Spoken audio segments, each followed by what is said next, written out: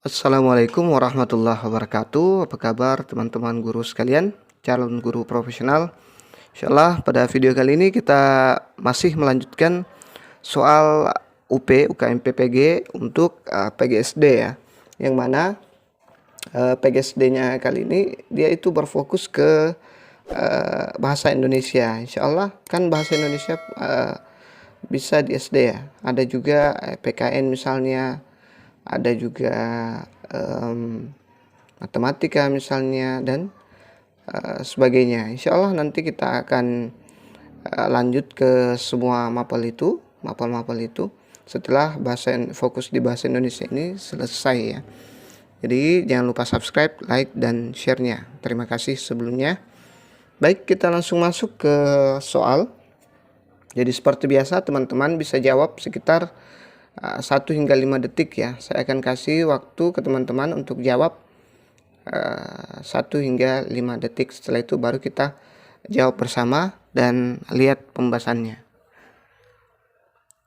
Oke. Dalam menyelenggarakan pembelajaran bahasa yang berwawasan whole language, maka pembelajaran bahasa Indonesia harus mempunyai keterpaduan antara A. Pembelajaran kebahasaan, pemahaman, dan penggunaan. B. Isi pembelajaran dengan pengetahuan dan pengalaman peserta didik. C. Perolehan pengalaman belajar peserta didik dengan kenyataan penggunaan bahasa sesuai dengan aktivitas penggunaan bahasa Indonesia dalam kehidupannya. Hal ini sejalan dengan ciri-ciri pendekatan whole language kecuali A. Elektika atau eklektik ya, ini salah ketik ya. Ekletika atau eklektik ya, maaf ini sudah benar ya, sudah benar. Saya salah lihat. Menyeluruh atau whole atau kooperatif. Bermakna atau meaningful. D. Berfungsi atau function. Alamiah atau natural authentic ya. Silakan dijawab dulu.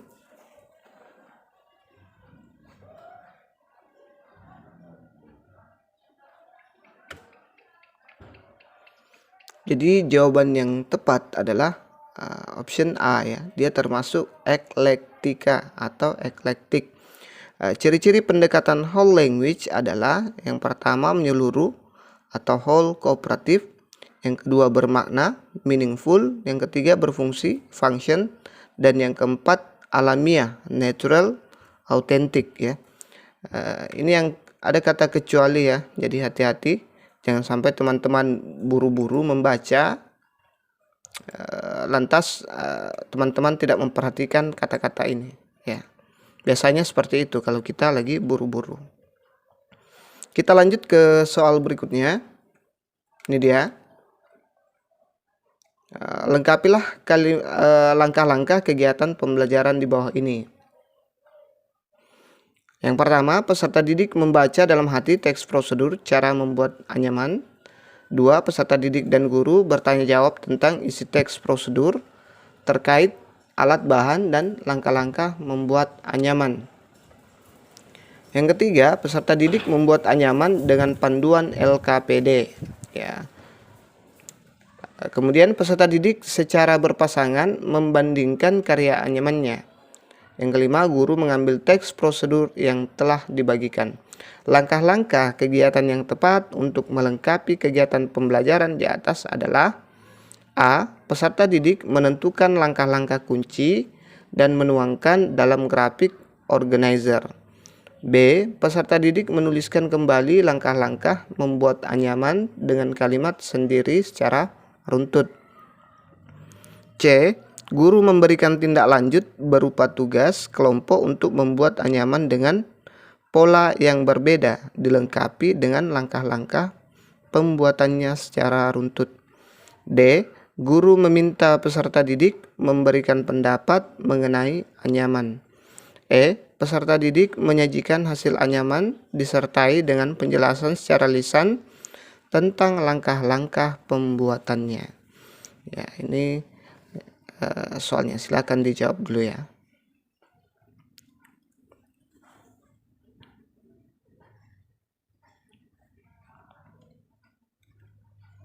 Jadi jawaban yang tepat adalah yang E ya. Peserta didik menyajikan hasil anyaman disertai dengan penjelasan secara lisan tentang langkah-langkah pembuatannya. Jadi ya, langkah-langkah pembelajaran hendaknya runtut mulai dari kegiatan pendahuluan, kegiatan inti, dan kegiatan penutup. Pada kegiatan akhir sesuai dengan pendekatan saintifik, yakni tahapan mengkomunikasi, peserta didik mempresentasikan hasil kerjanya. Seperti itu. Kita kembali ke soal, kita lihat ini. Lengkapilah langkah-langkah ini.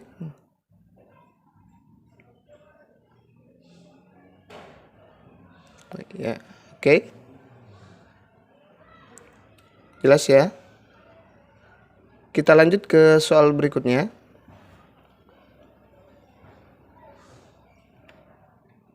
Ini, perhatikan tabel berikut ini. Perhatikan tabel berikut untuk mengerjakan soal nomor ini ya. Mendengarkan. Ini kriteria mendengarkan, selalu mendengarkan teman yang sedang berbicara. Kemudian mendengarkan teman yang berbicara, namun sesekali masih perlu diingatkan, berlatih lagi, masih perlu diingatkan untuk mendengarkan teman-teman yang sedang berbicara. Ini adalah rubrik penilaian ya teman-teman. Oke, silahkan dibaca-baca dulu. Nanti kita masuk ke soal. Jadi saran saya sambil teman-teman baca, saya kasih tips ya teman-teman. Kalau melihat soal seperti ini, jangan langsung dibaca keseluruhan, karena ini akan memakan waktu Anda, sangat membuang waktu kalau teman-teman langsung baca ini semua ya. Jadi teman-teman langsung ke soal dulu, tapi saya sengaja kasih teman-teman waktu dulu, berhubung ini adalah berbentuk video ya. Silahkan simak dulu ya, baik-baik, dibaca baik-baik. Oke, coba kita masuk ke soal. Rubrik penilaian di atas dapat digunakan oleh Bu Tina untuk menilai kegiatan A. Bermain peran, B. Diskusi, C. Menyimak, D. Berbicara, E. Membaca. Coba kita lihat rubriknya lagi.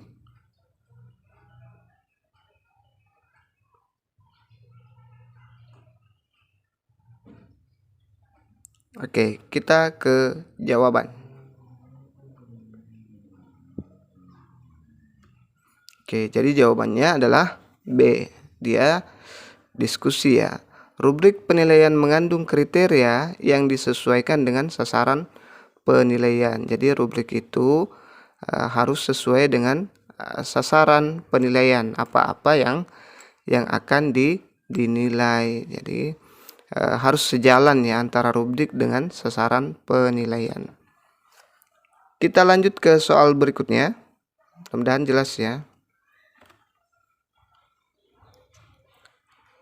Bu Tina telah merancang sebuah instrumen penilaian yang akan digunakannya di kelas saat proses pembelajaran. Bu Tina telah memperhatikan hal-hal yang harus ada pada rubrik, yaitu A. Kejelasan kriteria, tingkatan skor, ketepatan deskripsi. B. Kriteria ketuntasan minimal, pedoman penggunaan, gradasi skor. C. Kejelasan kriteria, gradasi skor, kriteria ketuntasan minimal. D. Ketepatan deskripsi, pedoman penggunaan, kunci jawaban. E. Pedoman perhitungan skor, kunci jawaban, ketepatan deskripsi.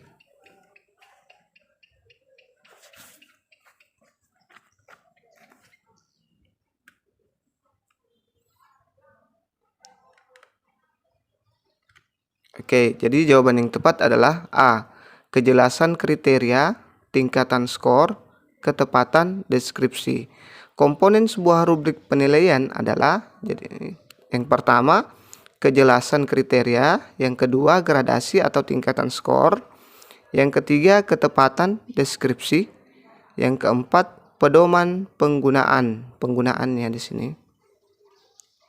Oke, ini dia komponen sebuah rubrik penilaian yang baik, atau yang benar ya. Jadi dia punya kejelasan kriteria, dia punya tingkatan skor atau gradasi, kemudian ketepatan deskripsi, pedoman penggunaan.